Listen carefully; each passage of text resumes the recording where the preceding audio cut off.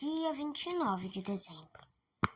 São Thomas, arcebispo de Canterbury, 1170.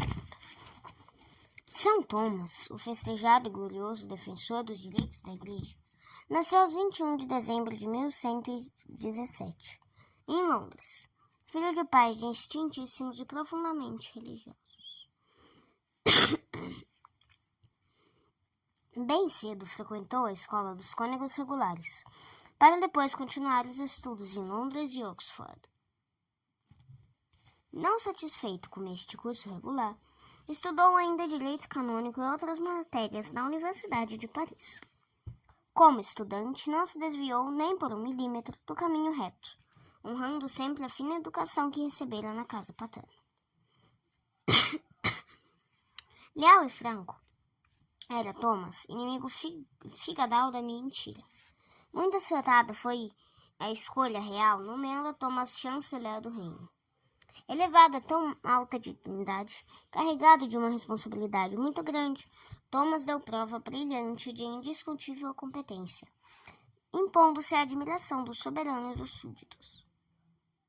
Assim corriam as coisas ao contento de todos, até o dia em que Thomas foi eleito para ocupar a sede arquiepiscopal de Canterbury, que vagara pela morte de Teobaldo. O próprio rei foi o primeiro que propôs para este elevado e espinhoso cargo, e persistiu nesta ideia, apesar das graves ponderações que o chanceler fazia, prevenindo da luta inevitável, que havia de romper entre o poder temporal e espiritual, havendo ele de defender os direitos da Igreja, como arcebispo contra as arrogâncias e injustiças da coroa. Um caráter como o de Thomas Becket não conhece tergiversações e transações desleais. Estando-lhe nas mãos os interesses da Igreja, era certo de que os defenderia a todo o transe. E assim aconteceu. A luta começou, por assim dizer, com o dia da sagração do arcebispo. Motivou-a a pretensão do rei de caber-lhe jurisdição sobre eclesiásticos. Thomas se opôs energicamente à ação da coroa, fazendo valer os direitos da mitra. Ao lado do rei se viam elementos que da energia e franqueza do arcebispo tinham que recear medidas desagradáveis. Intrigas e calúnias alinharam-se à campanha movida contra a autoridade eclesiástica. O rei tomou medidas tão vexatórias que Thomas teve que procurar asilo na França, onde se achava então o Papa. A este explicou a situação aflitiva da Igreja na Inglaterra e pediu exoneração do cargo de arcebispo. O Papa não só lhe aprovou a conduta, como muito elogiou a firmeza que mostrara na defesa dos direitos de arcebispo. O pedido de demissão não teve deferimento. Thomas retirou-se para a solidão do convento dos cistercienses, em Pontignac, entregando-se a exercícios de religião. Mal o rei da Inglaterra lhe soube do paradeiro, intimou o superior a demitir imediatamente o hóspede, sob pena de demolição de todos os conventos existentes na Inglaterra. Luís, rei da França, cientificado do ocorrido, foi em pessoa a Pontignac e ofereceu ao arcebispo o convento de Santa Columba, em Sens, para onde pessoalmente o acompanhou.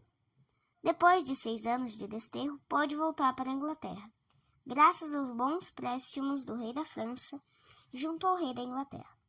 Mas a paz estava longe ainda.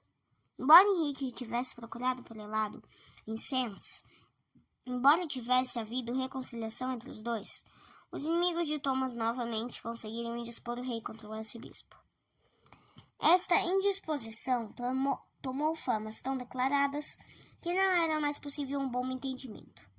Por infelicidade do soberano, este, num momento de maior irritação, deixou escapar esta frase: "Não há no reino homem nenhum que me livre deste bispo?"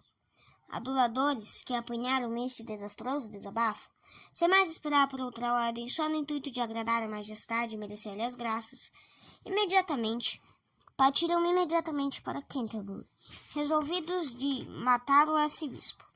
Este se achava na igreja, onde o clero cantava vésperas. Os sacerdotes, tendo conhecimento da chegada dos homens e receando qualquer ato de violência, quiseram cerrar as portas do templo. Thomas, porém, opôs-se e disse: "A igreja não é nenhuma fortaleza. que a defesa se levante. Se querem minha vida, estou pronto a entregá-la pelo bem da igreja. O bando entrou na igreja, adiantou-se até o presbitério e um deles perguntou em alta voz: Onde está Tomás, o traidor da pátria? O arcebispo respondeu: Aqui estou. Não sou traidor da pátria, mas sacerdote de Deus, pronto a derramar o meu sangue por Deus e pela igreja. Em nome de Deus, ordeno-vos que nada de mal pratiqueis contra os meus. O tempo que vivi, defendi a igreja, sempre que havia oprimida. Sentir-me-ei feliz, se morrendo eu, lhe voltar a paz e a liberdade. Ditas estas palavras, ajoelhou-se aos pés do altar, recomendou a alma a Deus, a Maria Santíssima, a São Dionísio, aos padroeiros. Muito tempo os assassinos não lhe concederam para fazer a devoção. Um deles desembainhou a espada e, com um golpe formidável vibrado contra a cabeça do prelado, partiu-a no meio. Os degraus do altar e presbitério ficaram salpicados de sangue e de massa encefálica do mártir. Da igreja, os bandidos se dirigiram ao palácio do arcebispo, onde praticaram atos de vandalismo. O clero tomou o cadáver do santo e enterrou-o no meio da maior consternação. Este fato bárbaro se deu em 1170. O rei, ao ter a notícia do ocorrido, caiu numa grande prostração. Não fora esta a sua intenção, de praticar tão monstruoso crime, como de fato ordem nenhuma tinha dado para assassinar o arcebispo. Fez penitência pública, dirigiu-se em Romaria ao túmulo do santo, andando léguas a pé e descalço. Sem tomar alimento algum, deixou-se ficar um dia e uma noite perto da sepultura, rezando fervorosamente. Os assassinos caíram todos no desagrado do rei e da opinião pública.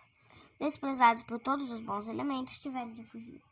Consta, porém, que fizeram rigorosa penitência e morreram cristamente. O túmulo do Santo Mártir foi glorificado por muitos milagres, e o Papa Alexandre III, apenas 3 anos depois, publicou a bula da canonização de Thomas Becket. Durante 3 séculos, o túmulo de Tomás foi o atrativo de milhares de romeiros. Em 1558, os reformadores profanaram o jazigo do grande mártir e queimaram as santas relíquias. Reflexões. São Tomás não se perturbou quando nos traços dos assassinos leu a sentença de morte. Não se perturbou porque estava preparado para morrer.